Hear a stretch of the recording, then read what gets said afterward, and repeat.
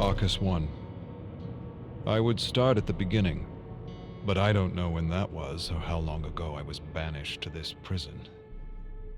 What I know is I've been observing and studying the inner workings of this entity that had once been, well, an obsession. How ironic that I should be sentenced to live out the rest of my days in the very thing I sought to destroy. An obsession turned prison, as all obsessions are, I suppose. Arcus 54. The atmosphere of the realms is dark and grim, to say the least, but also ever-changing. I've already remarked that the atmosphere is misty, even foggy at times, and that this fog feels alive. It seems to contain swirls and streams of memories or imprints of beings from multiple terror worlds. It is as if the entity absorbs all the psychic energy and thoughts of beings it snatches as it journeys through the endless cosmos. I've used the Orus to study the black fog, and have come to 3 observations that will prove invaluable to finding a way home. First, the fog is rich in auric particles, leading me to believe this dimension is more conscious than it is material. Second, I should be able to manifest anything I'm able to pull from rifts in the fog, using techniques passed down from my family. Third, the entity is far more ancient than we ever suspected back home, and most of our theories and conjectures were wrong.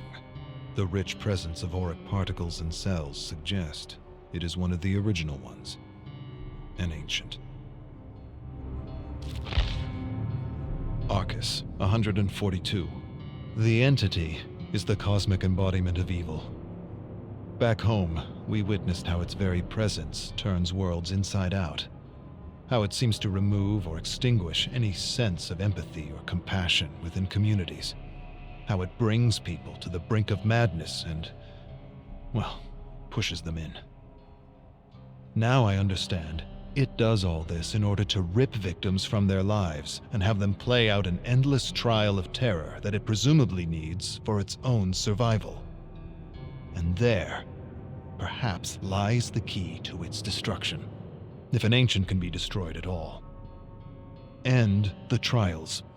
Destroy its ability to sap dark nectar from victims like a cruel parasite feeding from a flower. At least the Archives affords me a better understanding of the entity, why it moves from universe to universe, picking victims off and devouring worlds as though at a cosmic buffet. What I have yet to conclude is whether it is attracted to worlds that are brimming with darkness and madness, or if it is in fact the catalyst of such darkness and madness. Arcus 557. All planes of existence are a unique mix of conscious auric particles and material particles. The entity is almost certainly pure consciousness. The observable fact of existence is the material world responds to and changes with consciousness. Collective consciousness is the key. The body, the home, the trial, all of it is an expression of the entity's unconscious need for fear and terror. The distinct observation in the specimens chosen by the entity is that they all come from worlds that have failed to understand the metaphysical relationship between their thoughts and the world they live in. This is not by chance. It is, to my mind, self-preservation. Victims who know this truth and have honed their ability to manifest could be poisonous to the entity. This leads me to believe the entity is attracted to dark worlds, because darkness and chaos are clear indicators that inhabitants have failed to connect the dots between the collective consciousness and the health of their world. The conclusion, then, might be that the entity feeds off ignorance. Arcus 731. Hard to tell when one day ends and another begins. The tower and the library help me cope, but it's hard to forget the truth of my situation, even for a moment, knowing everything I have is a lie. I have access to anything I want, and yet I have nothing.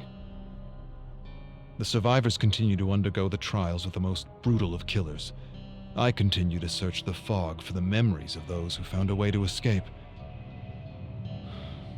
sometimes feels like a futile search. But then again, I've got time on my hands. Lots of time.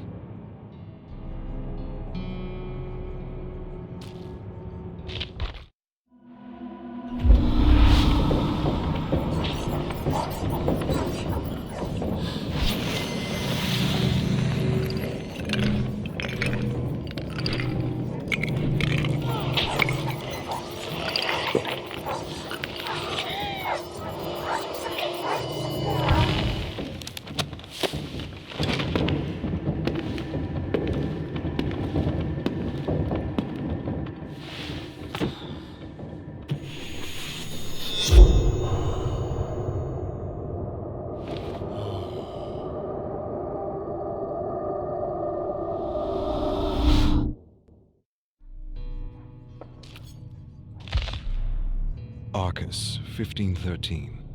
I have used the Orus to explore the memories of an unknown survivor who comes from a world where, from what I can gather, a cult for the entity exists.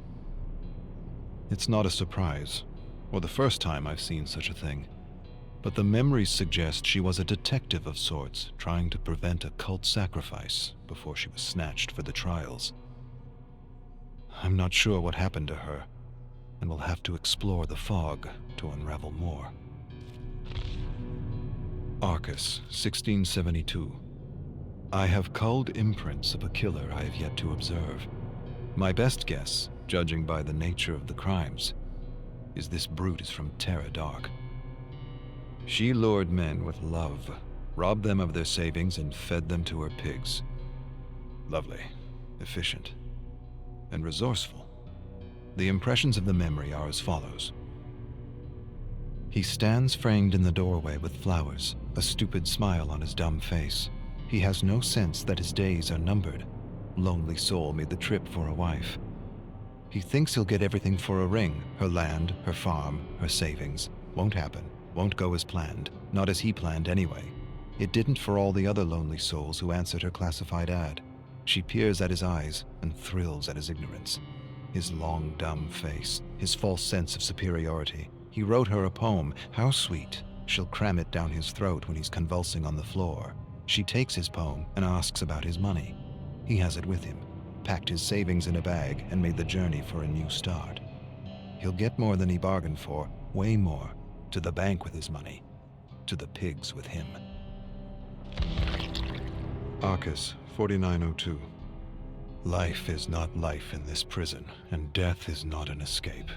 It is merely the start of a new trial, and most survivors are aware they are caught in something they will never understand. Why this is all happening is no longer obvious to me. The truth is, I don't know what to believe anymore.